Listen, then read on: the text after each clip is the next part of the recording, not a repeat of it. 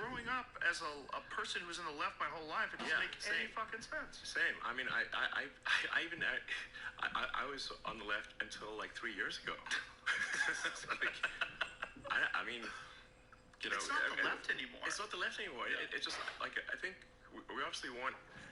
I mean, I believe like we want freedom. Like we want to maximize personal liberty. I think we want to be kind to people. You know, we want to have empathy, but it's very important to have personal freedom and a merit-based society. And the left wants to oppress your freedoms, especially freedom of speech, and they want to have a non-merit-based society, you know, with race-based and sex-based preferences. And it's like, well, wait a second. No, we just want people to succeed based on their skills and their hard work. And if they don't want people to express themselves about particular issues, then they're not doing the will of the people. And if they're trying to suppress people's ability to communicate, they're only doing that because they want to do things that people don't want them to do. Yes. And they want to silence opposition. That's all it is. And the 100%. fact that people can't see that and they want to call Trump a fascist, the whole thing is it's just through the looking glass. It's just. I mean, it's like one hoax after another that they're portraying against Trump. I mean, like they try to call the rally at Madison Square Gardens like a Nazi rally. I'm like, yo, there was like literally an Israeli flag in the audience. I think like a quarter of the speakers were Jewish. Like there were people of every race, color, creed, religion at that rally. Like, tell me what about that is Nazi? No, and yet it was portrayed as a Nazi rally. Well, MSNBC, they literally showed video of the Nazi rally from the 1930s and then compared it to the Trump rally. Now, ignoring the fact that fucking Jimmy Carter spoke there. There have been dozens of political rallies at Madison Square Gardens, dozens on the Democrat side. Like people on X were like, and here's Jimmy Carter, and here's at a Nazi Bill rally. Clinton, and here's wait a second. Actually, it looks like every presidential candidate has done on the Democrat side has done a rally at Madison Square Gardens. Are they Nazis too? But what they're doing is they're preying on low information voters who aren't engaged actively on social media, who don't have the time to look through everything. Exactly. Yeah. Like people are living. If people are just on looking at legacy mainstream media, then they have a totally different worldview than if they're on X and seeing the actual flow of argument. Yes. And the actual evidence. Well, what was the pushback? Like, what happened when you guys released the Twitter files? Because I think the Twitter files is probably one of the most important things in this age of information for understanding the influence that government has on social media and on discourse. Because when we found out that was the case, that the government was actually asking Twitter to remove posts that were factual, they did the same thing to Facebook. They had them throttle pieces of one of Tucker Carlson's show. They suppressed the views by 50%. Yeah. Of factual information. Yeah, no, there was massive government interference in Twitter, but like Twitter welcomed it. That's important. All Twitter welcomed it. All Twitter was controlled by far left activists. Yeah. So, they welcomed the government interference. And they got paid by the government for it. That's crazy. They got paid for their time, correct? Yeah, they got paid millions of dollars for suppressing information. So it's like billed and time. a bunch of it was like flat out illegal. Like the FBI had this sort of magic portal into the Twitter system, but all of the communication in that sort of in this portal was auto-deleted after 2 weeks, which breaks federal FOIA laws. So we don't even know what was said because it was all deleted after 2 weeks. That's insane. Yeah. That's so crazy. It's so crazy that people thought that was okay. It's super not okay. No, it's super not okay. It's unconstitutional, and no one would want that. No one would want the government to have that kind of access. Exactly. And what was the blowback like when all that stuff got released? Like, you had to anticipate that there was going to be problems when you...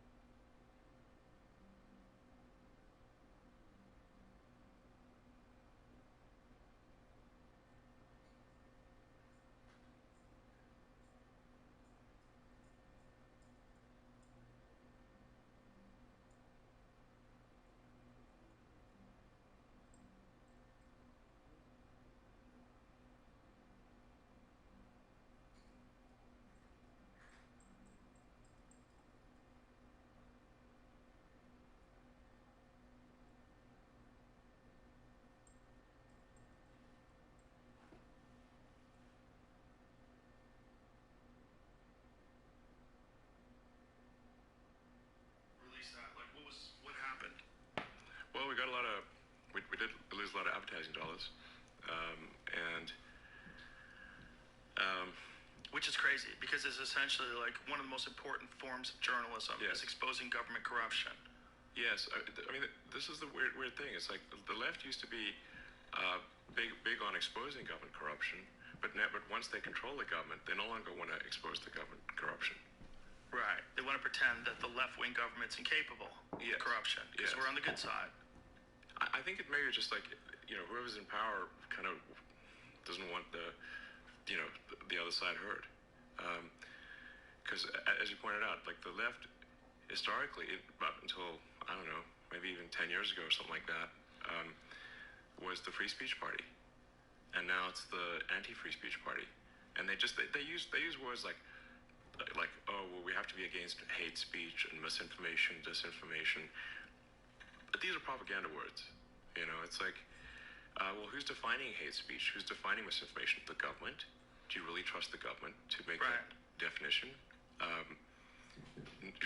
whole point of the of the First Amendment is like, you do not trust the government.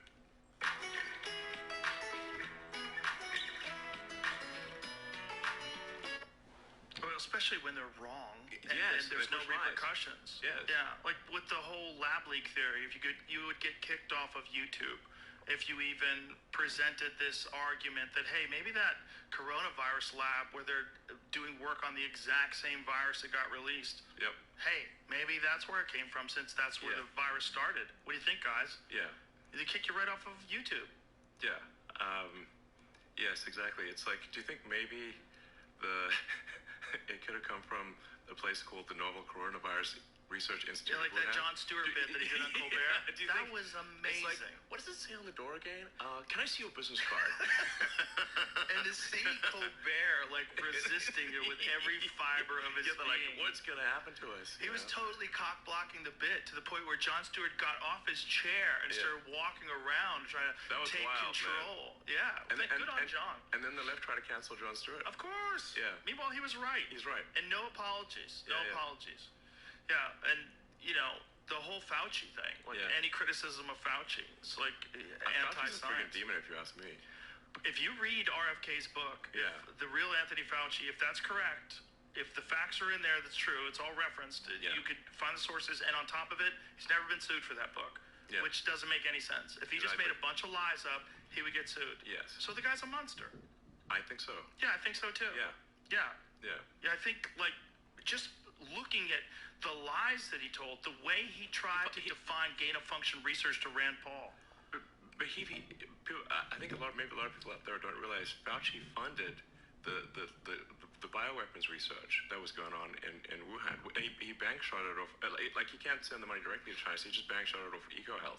Right. This like fake nonprofit in Right. the U.S. and they sent it to Wuhan. And Obama put the skids on that. He stopped that in 2014. Yes, I mean, so to give Obama some credit, he actually was like looking at this and say, hey, this is crazy, and we need and he actually did stop the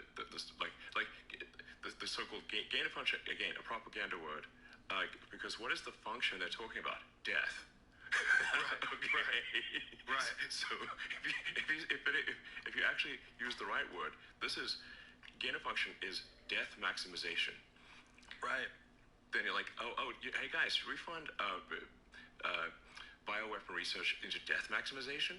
Because that's what gain of function means. Yeah, it means That's the function. making Death. a disease so that people can get it. Give it to people.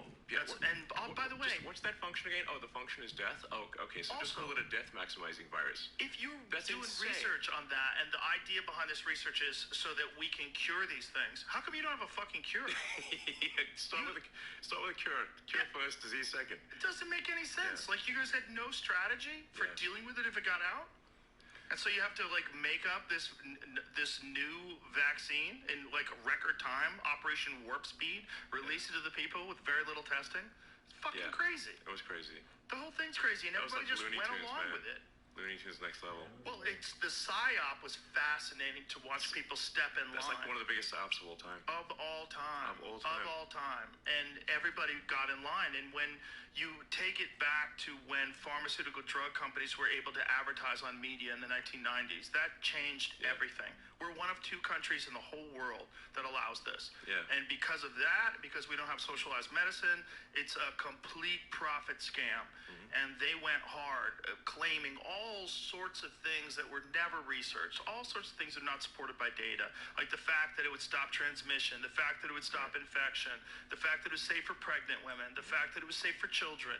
All of it's bullshit. Yes. And they pushed it on the whole world. And if you didn't say that at a cocktail party, you were a pariah. Yes. And you were an anti-vaxxer. It was totally psycho. It was like being a Holocaust denier. You get kicked out of polite society. Exactly.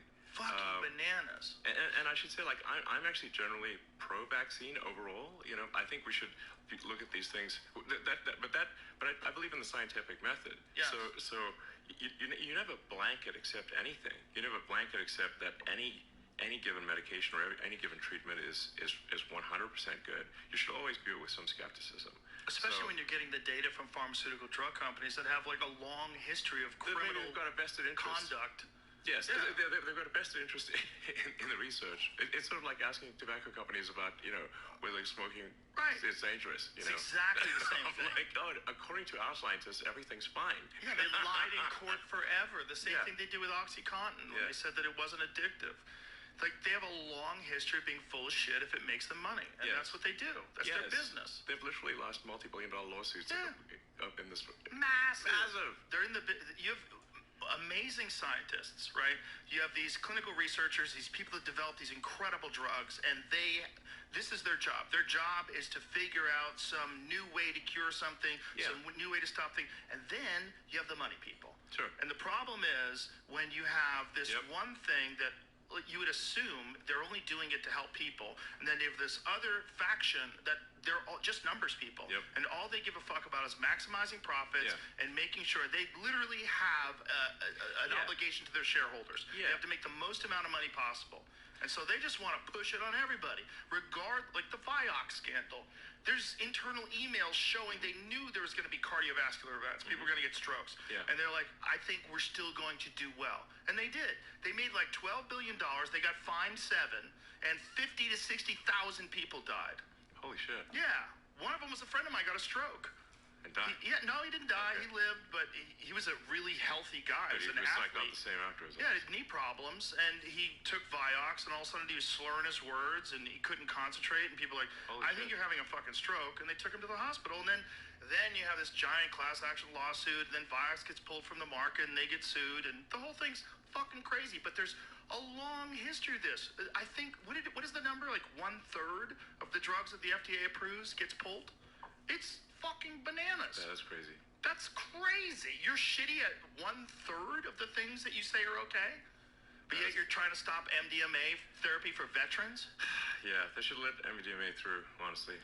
I think that would actually help a lot of people. It would help a lot of people. It would help a lot of people. There's a lot of different therapies, specifically psilocybin, ibogaine. The fact that you have to go to Mexico to get ibogaine therapy for veterans. So many guys I've talked to have gone over there, and it's like completely giving them a clean slate, refresh their mind, and totally new perspective on life, alleviated depression, cured addictions. Illegal. Yeah. Illegal. OxyContin, go get it. Yeah. And I know some people who, like, their life was ruined by OxyContin. You know? Oh, yeah. Because, I mean, it really depends on you know, somebody's individual biochemistry.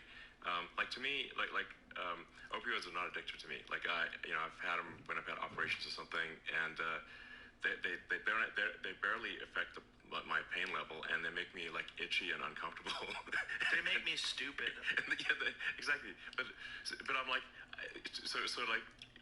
like I could never get addicted to alcohol or opioids. It's just impossible. Like, because my biochemistry just does not have, like, but I love tasty food. I feel like, you know, if there's, I'm addicted to tasty food, sure. But like there's like, could be like, I have a whole wall of alcohol. It's there for decoration. Yeah. I never do that shit, basically. I feel the same way. I could easily quit alcohol. Yeah. I mean, I'll go weeks without having a drink. Yeah. It doesn't bother me at all. But I know some people, they have one drink and they're off to the races. And that's the difference in the biochemical differences that we all have. Yeah. Yeah, I mean, I think that's the case with a lot of addictions. I'm not addicted to gambling, but I get it. I see it. I've seen it in people. But I'm I have this aversion to things that I know are going to ruin my life.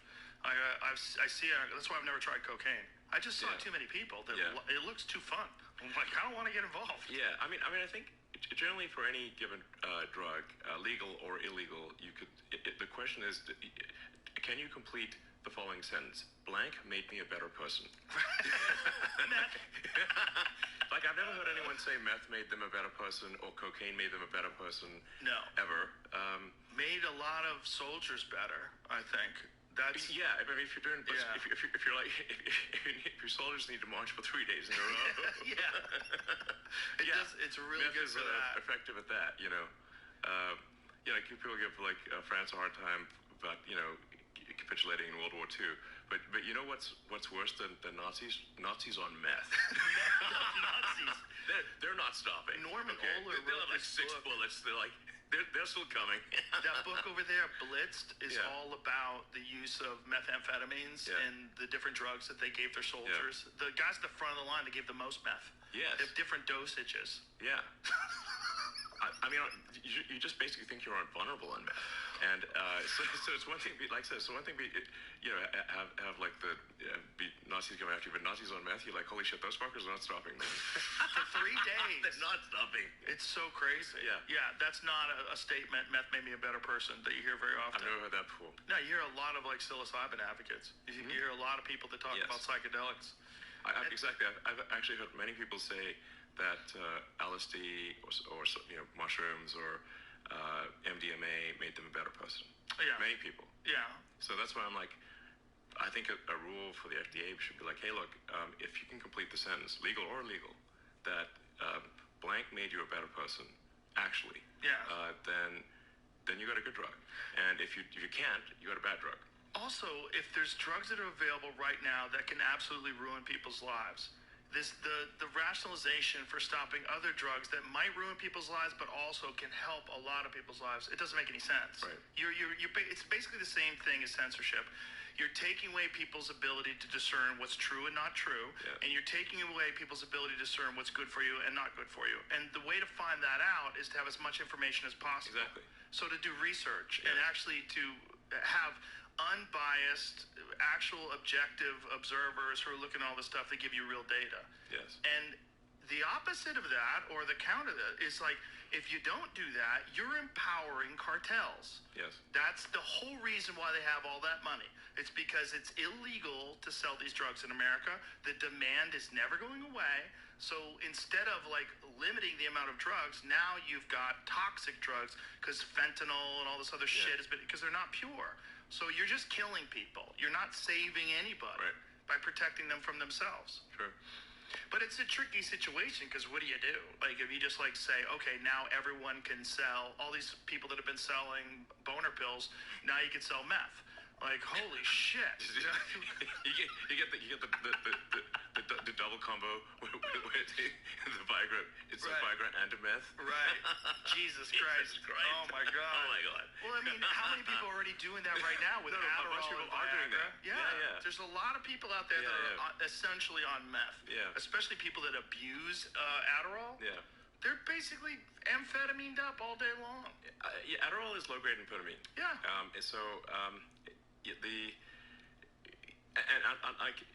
I've actually seen people like become much worse people if they take too much Adderall, like much worse. It's like an anger amplifier. So now I'm not saying like Adderall is something like where there are pluses and minuses. It's not a clear cut issue. Right. It does help some people a great deal.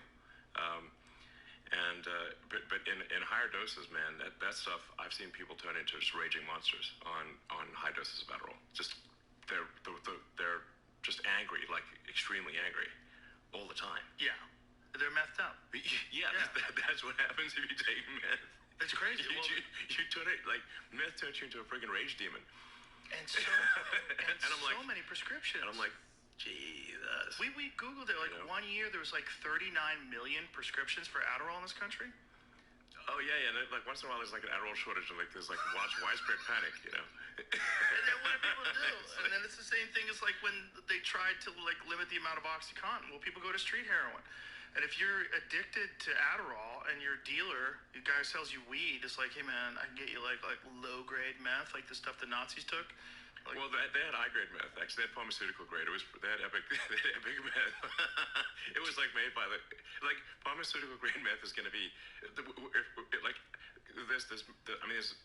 just look at the friggin' online Wikipedia page, but there's like many different versions of meth. Like they're not all the same, and they have different effects. But like a pharmaceutical grade pure meth, you are going to be, oh my god, super productive. super productive for a certain period of time, and you're not going to sleep for a while, and then you'll have some anger management issues. They actually the Nazis, they did actually roll back how much meth they were using, because they had quite a few incidents of the soldiers killing their officers because they were on too much meth. Jesus Christ! They would. Yeah, so they would shoot. Too many officer got fragged by the their platoon that was on too much meth, because that happened quite a few times. Like when someone's on a lot of meth, they can get very angry. Did you ever pay attention to when John McAfee was cooking meth in a lab in his backyard? McAfee's quite a character. He was a character. Man. We had him on the podcast when he was on the run. So he called in from an undisclosed location when he was running from, where was he, Costa Rica? Is that where he was? Belize, yeah. Right. So when he was running from the authorities, he called in. We had him on the podcast on the run. And I was asking him about these posts, like, because there was an online account that was linked to him where he had this very detailed laboratory, like super sophisticated, making the best meth, like a super genius cooking meth. I think he had his lab, like he was making like a wide range of drugs. And there was I talked to actually like a reporter who went down and interviewed him in Belize, and fortunately, man, this is one of the scariest things. He was quite terrified. So like one of the things that McAfee he had, I guess, this trick where he would play Russian roulette with himself.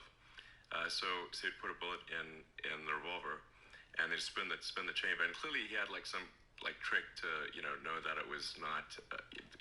There's some way that he knows it's not the right bullet. But I do wonder, like, if McAfee's high and he does that, he's not always going to get the trick right. You sure he had a trick, or maybe So according to this reporter, when he went to visit McAfee in Belize, McAfee took out the revolver, put a bullet in the revolver, spun the chamber, and then pointed at his head and went click. And the reporter's like saying, "Please don't do this. Like, this is insane." Click, click, click. And then pointed the gun at the ground, and next went click, bang, and shot a bullet in the ground. Jesus. That's a hell of a party trick. Jeez. This is the next level of party trick. That's a guy I've seen The Deer Hunter too many times. Yes. Remember that scene? Where they were forcing... Yes. Yeah. Woo, that's a heavy scene. That's a heavy scene. De Niro and Christopher Walken, that's one of the greatest scenes in any movie ever. I remember watching that scene just like clawing at my pants like... McAfee was a wild boy. Wild. And created brilliant antivirus software. Yeah. He may have made some of the viruses too. You think so? Well, didn't he give laptops to a bunch of government organizations with viruses on them? So that he could pay attention to what they were doing. Yeah. I wouldn't be surprised if somebody whacked that guy. I don't know what happened to him, but he would be a guy that would be like, this guy is a little bit too loose. He probably had sensitive information. I don't know. For sure he did. I found him to be an interesting guy. I mean, I'm generally feel like if somebody's not harming someone else, they should be okay. Now, there is some suggestion that McAfee killed his neighbor in Belize. So probably did. Maybe the neighbor was a douchebag. I think he probably did. Seems like he probably did. Seems like the neighbor killed his dog. Yes. Right, and then it seems like he killed the neighbor. Yeah. Allegedly. Yeah. I mean. It seems likely. It's not a zero possibility. It's definitely not zero. It seems more likely than not. He's a messed up wild man playing Russian roulette. Hey, maybe you kill your fucking neighbor. Yes. I mean, if somebody killed your dog, you'd be really inclined to kill them too. Yeah. Somebody killed your squirrel. Yeah, John Wick. Yeah, the fucking squirrel thing is bananas. Yeah. That squirrel thing in New York? Thing, so here's the thing about the whole squirrel thing is that how can it be that we live in America, supposedly land of the free, and the government can barge into your home with guns, so if you resist, you're going to get shot, and then take your pets and execute them. And if they can do that to your pets, what do you think they can do to you? I know that's not an exaggeration.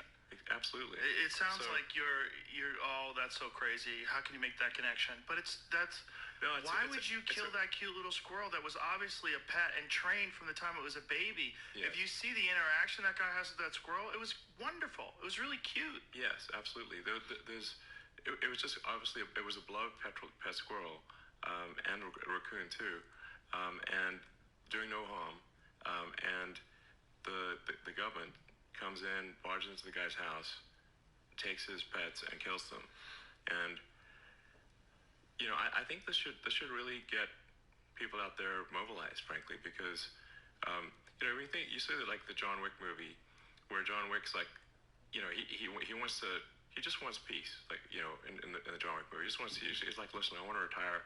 And they offer him like tons of money, like because they want him to be an assassin, to keep being an assassin. They offer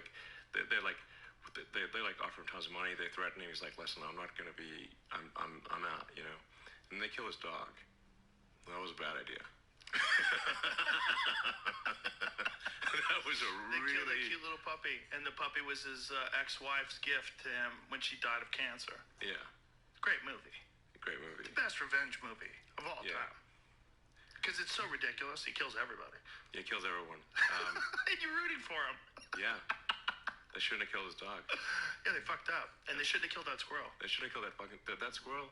I mean, it's like how many cases have we not heard about? Oh, look at that little guy.